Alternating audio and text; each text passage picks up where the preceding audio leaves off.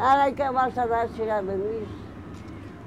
Πεινάσμε, λείψασμε, τα μωρά μου πέθαναν σαν πείνας. Και τι κατάλαβαμε. Δεν θα με στην Ελλάδα, δεν το έβριξαμε. Τίποτα. Μόνο φασαρίες. Στην Ελλάδα μόνο φασαρίες, άλλο τίποτα. Εμείς στην τραπεζούλα. Εκεί αγάδες εμείς. Αλλά Τούρκο. Μισλιμά. Και όταν έλεγανε Μισλιμά, ναι, παραλούσανε για Μισλιμάνων.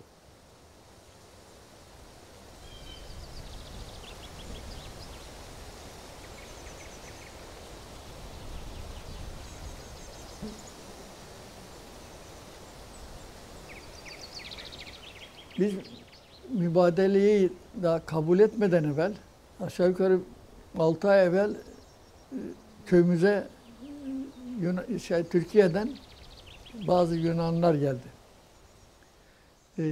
Evlerimizi onlarla paylaştık. Arazilerin bir kısmını onlara verdik, geçinsinler diye. Aşağı yukarı bir seneye yakın onlarla beraber çalıştık. Εμείς ήρθαμε στην πλατεία Εγκεκά και πιο ήρθαμε με την Τούρκους, έφεραν μας ένα σπίτι.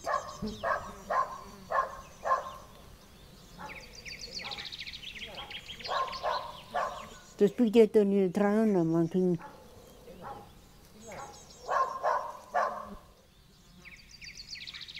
Τώρα έλανα το Μεσοποταμία, και τον είναι. Οι Τούρκοι μας και απέστησαν και εμείς και απέστημνες. Έκαναν μας έναν κάμαρι και σέβαμε και απέστη εκεί. Οι Τουρκοί πάνε και έσαν, οι Τουρκοί πάμε και μας έσαν. Ως να έγευαν με και μας έσαν.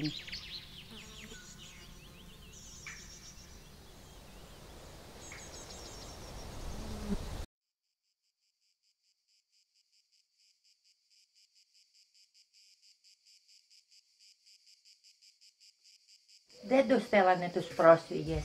Με έλεγε, συγγνώμη για τη φράση που θα πω για την κουβέντα, τους φωνάζανε γυμνοκόλλες προσφυγάρες.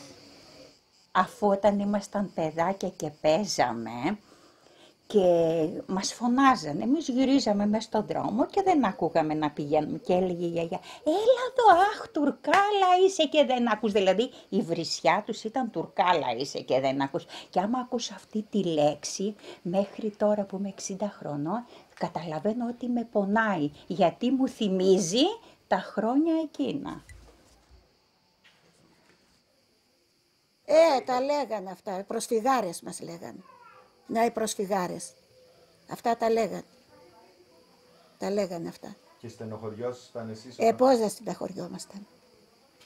Πώς δεν στενοχωριόμασταν. Ήμασταν εκεί βασιλιάδες και εδώ γεννήκαμε σκουπίδια. Τώρα αν με ρωτήσεις και μου πεις από πού είσαι, δεν θα σου πω ότι είμαι από τη Μυτιλήνη. Δεν αισθάνομαι ότι είμαι από τη Μυτιλήνη. Θα σου πω ότι είμαι Μικρασιάτισσα. Όχι μόνο εγώ, το έχω μεταφέρει και στα παιδιά μου. Η μία η κόρη μου είναι 33 χρονών και άλλη είναι 26. Και προπαντός η μικρή τη ρωτάνε από πού είσαι και λέει από τη Μικρασία. Μου λέει από τον πατέρα σου και από τη μαμά σου. Και από τον πατέρα μου και από τη μαμά μου. Και όχι μόνο από τον πατέρα μου και από τη μαμά μου. Μιλάμε από γιαγιά σε γιαγιά.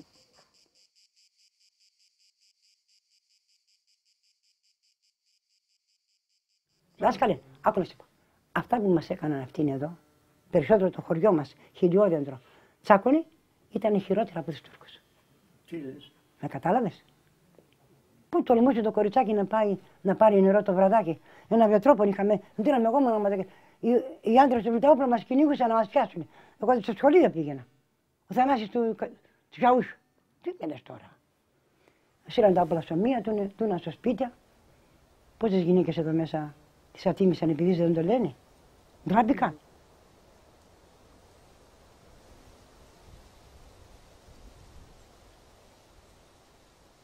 Υπάρχει μεγάλο πρόβλημα με τους πρόσφυγες.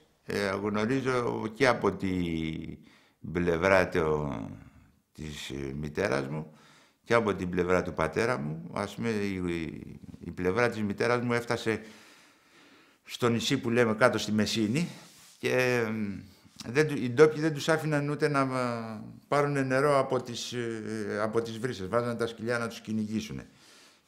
Του πατέρα στην Πάτρα, όταν πήγαινε στο σχολείο, 2 φορές αναγκάστηκαν να τον διώξουν από το σχολείο λόγω κακής διαγωγής, διότι τον φωνάζανε τουρκόσπορο και συνεχώς του επιτίθενται. Αυτός ήταν λιγάκι ζώρικος και πιανότανε στα χέρια και 2 φορές τον διώξανε, ας πούμε, από τα σχολεία και πήγε σε κάποιο άλλο σχολείο για να μπορέσει να... Υπήρχε δηλαδή μια αντιμετώπιση έτσι άσχημη.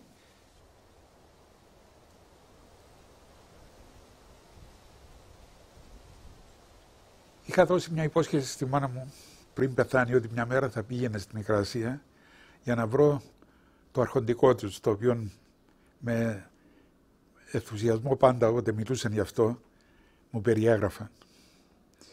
Πάμε εκεί και τι να δούμε, το σπίτι ήταν ακριβώς όπως το είχαν αφήσει. Έχω το κλειδί του σπιτιού, το έχω ακόμα μαζί μου. Αλλά δεν το είχα πάρει μαζί μου. Πού να φανταστώ ότι μετά από τόσα χρόνια η κλειδαριά θα είναι η ίδια και ότι το κλειδί, αν το είχα μαζί μου, θα μπορούσε να μου ανοίξει την πόρτα να μπω μέσα. Έρχεται η κυρία Φάτμα, μας ανοίγει, της εξηγά ο φίλος μου ο Μουσταφά ποιοι είμαστε και την παρακάλεσε να μας αφήσει να δούμε το σπίτι. Στην αρχή ήταν επιφυλακτική κλπ. Αλλά όταν άρχισα να της μιλώ και εγώ τουρκικά, έσπασε ο πάγος, έκανε ένα τηλεφωνηματάκι στο σύζυγο της, πήρε την άδεια του και μας άφησε και μπήκαμε μέσα. 3,5-4 ώρες μείναμε εκεί. Φόρτιση τεράστια. Και ήρθα στη μνήμη μου όλα εκείνα τα οποία άκουγα από τη μητέρα μου, από τη γιαγιά μου κλπ. Φεύγοντας, η κυρία αυτή κατέβηκε να μας κατεβοδώσει στην πόρτα και λέει στο φίλο μου τον Μουσταφά, λέει, χάρηκα πάρα πολύ που σας γνώρισα και ειδικώς τον κύριο και δείχνει εμένα. Και λέει, μα είναι και τούτοι σαν εμάς, Περίμενε ίσως να δει όταν άκουσε Ελληνοκύπριο κάποιον με τα νύχια έτσι και τα δόντια έξω. Γιατί αυτή είναι η εικόνα ίσως που τους παρουσιάζουν πως είμαστε. Και δεν θα το κρύψω ότι και εμείς πολλές φορές έτσι τους παρουσιάζουμε και εκείνους. Αλλά η επόμενη της κίνηση απέδειξε ότι και εκείνη είναι σαν εμάς. Έτρεξε στην αυλή, είχε ένα θάμνο εκεί, έκοψε ένα κλονί από τον θάμνο που είχε μάλιστα ένα ανθάκι πάνω και έρχεται και μου λέει αυτό να το πας στη μάνα σου όταν πας πίσω. Και της λέει, η μάνα μου πέθανε πριν 4 χρόνια. Μου λέει να το βάλεις στον τάφο της από μένα.